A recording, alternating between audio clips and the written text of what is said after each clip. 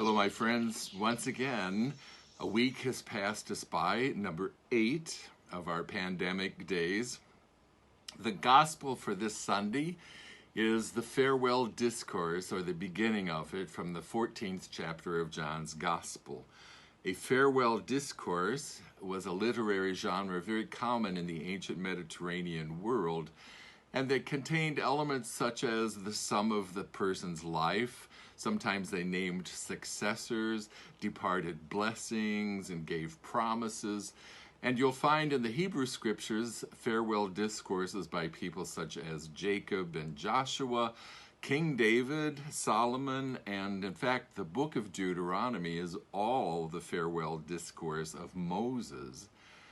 Here in John chapter 14 to 17 is the Last Supper scene, and they contain some of my favorite passages in all the Bible, and they capture the bittersweetness of the Last Supper, in which Jesus departs to those he calls his friends now, his final wishes for them, because he knew what followed that night and the following day.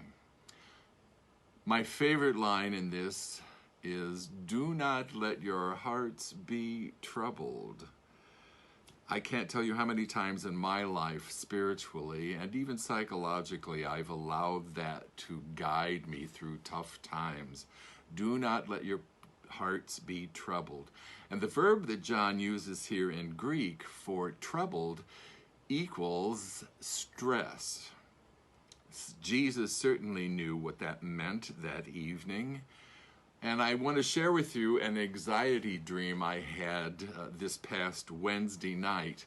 I recently read a wonderful article in National Geographic about stress dreams and how what we're undergoing right now precipitates very vibrant dreams that show us what's going on in our conscious world. So be attentive to your dreams. You've heard me say that before.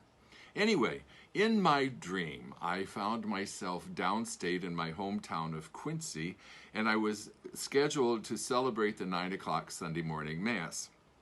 Well, we were late getting to church for whatever reason, and I got into the sacristy, and the pastor met me there, another friar, and he was all just wired practically, and we couldn't find any green vestments, and it was an ordinary Sunday, and we went all over the place and down the basement and up in the attic in the friary looking for green vestments and couldn't find any anywhere. And then it got to be 9:15, and the little German part of me said, "This is not acceptable, Bob. You cannot be that late for Sunday Mass." And people in a smaller town or people in a bigger city, they get antsy when you're 15 minutes late for Mass. And I have never been late in my life. And I woke up. Never did celebrate Mass there. However, the following morning, I did reflect on what that dream was saying to me, something about the unanswered questions and the unresolved directions right now that you and I have to live with in the United States, in the larger world, in the Catholic Church, in our own parish, and our own families, our own communities.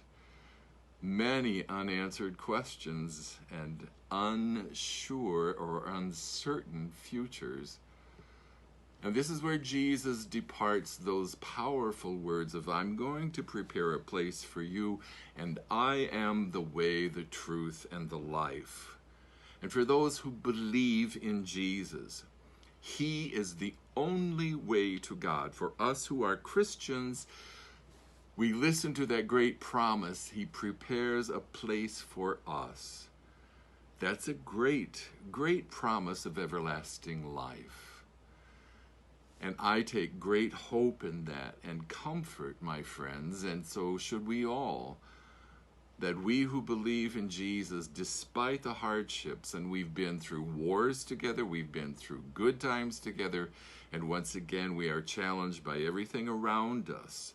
And yet we must hold on to that great promise of Jesus being the way, the truth, and the life of God.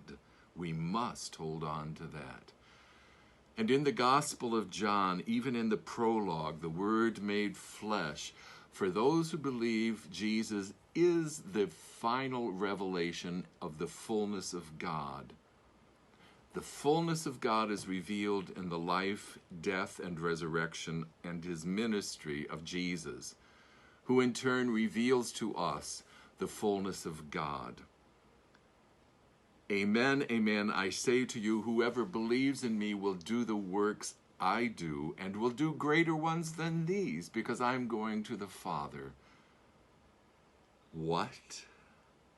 We do greater works than Jesus? I mean, what could be more powerful than raising Lazarus from the dead? Well, the works of Jesus on earth during his life here were the works of God.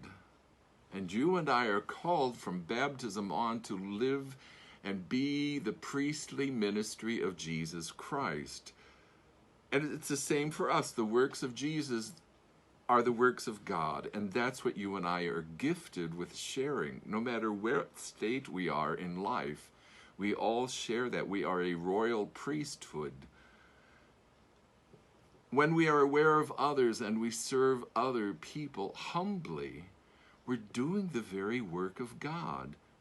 And we do, by our ministry, by our acts of kindness and charity and sincere love and humility, we reveal God to the world. And you and I have to be mindful of that.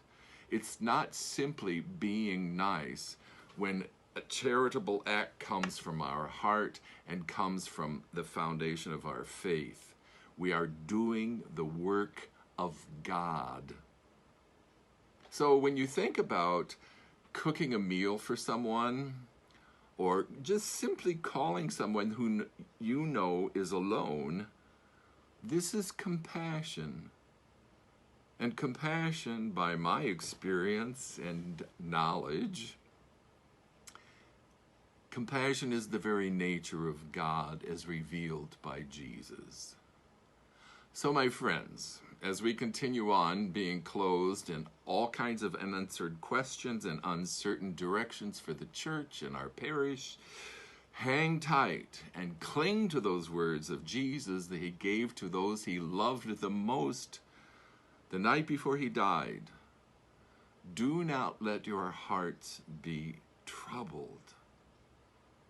And indeed, as we see and have seen throughout Easter, they weren't sure until he taught them and showed them what it truly means to see him as Son of God, to believe in him as the way, the truth, and the life.